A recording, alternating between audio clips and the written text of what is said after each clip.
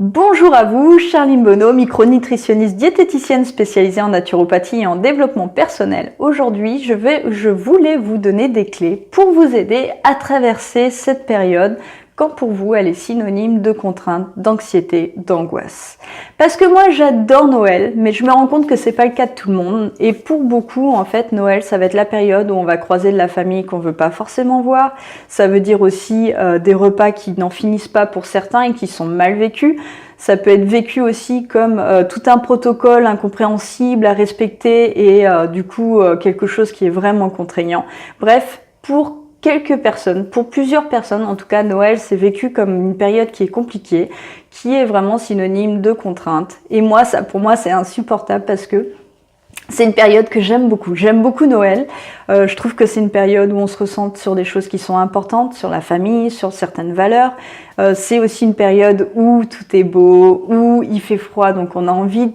Puis c'est les premiers froids, donc on profite de ces premiers froids pour faire du cocooning, pour prendre soin de soi. Donc c'est une période que je trouve qui est vraiment intéressante et qu'on peut vivre vraiment, enfin en tout cas moi j'y vois beaucoup de bénéfices et j'aimerais vraiment vous partager ça parce que j'aime beaucoup et je me dis que pour certains ça pourrait être l'occasion aussi justement de traverser cette période différemment cette année. Et puisque le 1er janvier, c'est aussi une période où on met en place beaucoup de résolutions, de bonnes résolutions pour devenir une meilleure personne. Eh bien, pourquoi ne pas utiliser cette période-là, tout simplement, pour commencer dès maintenant ce travail? Donc, plutôt que de subir cette période de Noël pour certains, utilisez pour apprendre à devenir une meilleure personne, pour vous rapprocher tout simplement de votre idéal et nourrir vos valeurs. Alors, donc, pour certains, par exemple, si vous avez une famille que vous estimez comme étouffante ou qui va vous rabaisser, etc., je sais que souvent ça c'est une appréhension qu'on peut avoir à cette période tout simplement parce qu'on revoit souvent des membres de sa famille qu'on ne voit qu'une fois par an.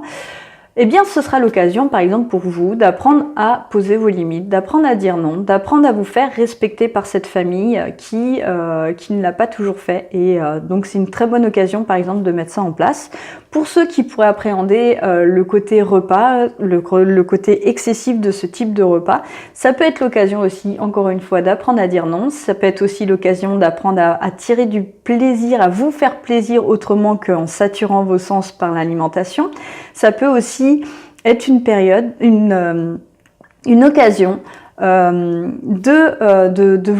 à vous faire confiance tout simplement parce que c'est possible de se poser avec soi-même et d'avoir une forme d'engagement vis-à-vis de soi et de se permettre de se faire plaisir sans tomber forcément dans l'excès qui est souvent dû à une frustration. Bref, c'est vraiment l'occasion pour vous de vous améliorer, d'apprendre à vous améliorer et de commencer ce travail-là avant même le 1er janvier. Comme ça, vous serez prêts pour le 1er janvier à poser des bonnes résolutions et à les appliquer. Donc ce plan, ces clés que je vous propose en fait pour vraiment vous aider à traverser cette période-là. Alors évidemment, là ça s'applique très bien dans cette période, mais ça s'applique aussi dans n'importe quelle situation qui est vécue comme un challenge, comme une contrainte. Vous pouvez toujours tirer parti de cette situation. C'est-à-dire qu'il y a toujours des bénéfices court terme que vous pouvez retirer à vivre quelque chose qui pour vous est une véritable contrainte. Il suffit de voir les choses de cette manière-là.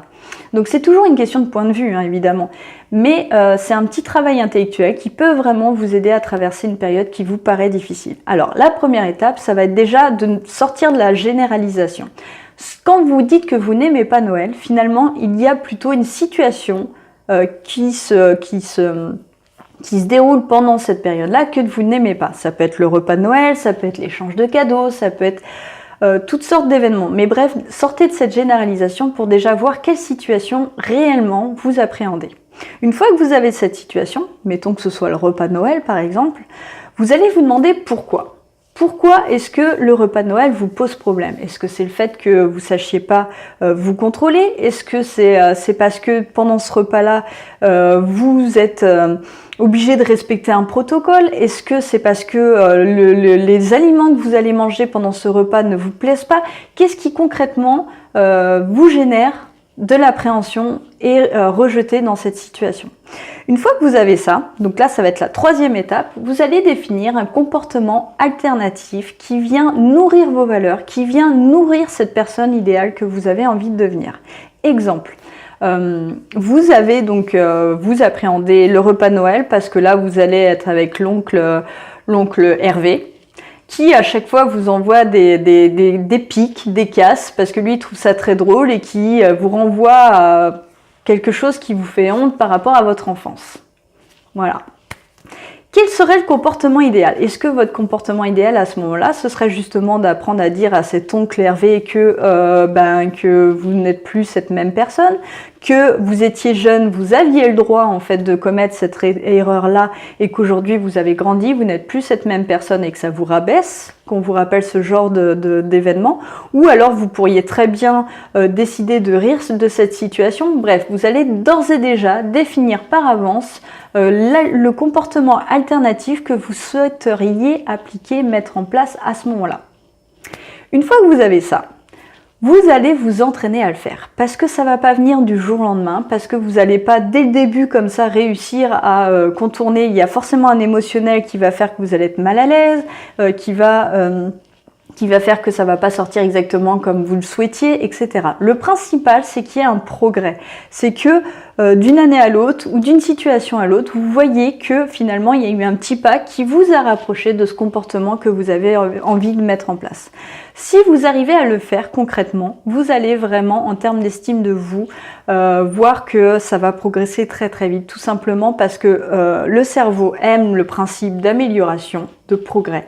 Donc le simple fait que déjà vous voyez un petit pas par rapport à ce que vous aviez l'habitude de faire comme comportement, vous allez voir que vous n'allez pas voir les choses de la même manière. Non seulement ça, mais en plus de ça, la prochaine fois que vous allez avoir une situation similaire qui va être challengeante pour vous, vous allez la voir comme un moyen de vous entraîner.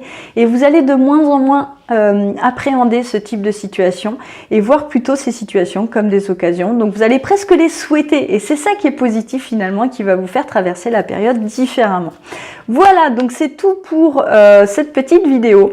Je vais en faire une très bientôt pour vous donner des petites astuces comme ça pour traverser le plus sereinement possible la période de Noël avec les repas, surtout pour les personnes qui surveillent leur poids, leur alimentation, parce que je sais que c'est une période qui est angoissante. Donc je vous ferai une petite vidéo juste pour vous rappeler des points clés qui vous aideront vraiment à traverser cette période le plus sereinement possible. Je vous souhaite à tous de très bonnes fêtes de Noël si vous ne regardez pas les prochaines vidéos. On se retrouve très bientôt pour cette vidéo sur les astuces pour le repas de Noël. Et puis prenez soin de vous, profitez de votre famille et puis profitez de ces périodes qui sont vraiment géniales sur le plan, qui sont vraiment une occasion finalement de prendre soin de soi et de se recentrer sur l'essentiel. À bientôt!